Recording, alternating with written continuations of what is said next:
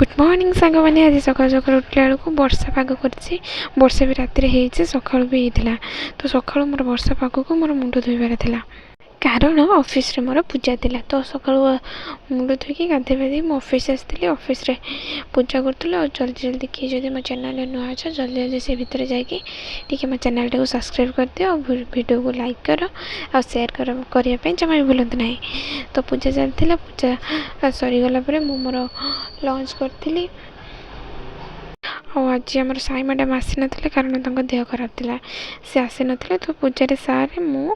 अमित भाई बसलु लंच मोर डाली भात आलू सीझा टमाटो सीझा नहीं खायापी हेले मुझे दली पार नी कारण मो हाथ कटि जाता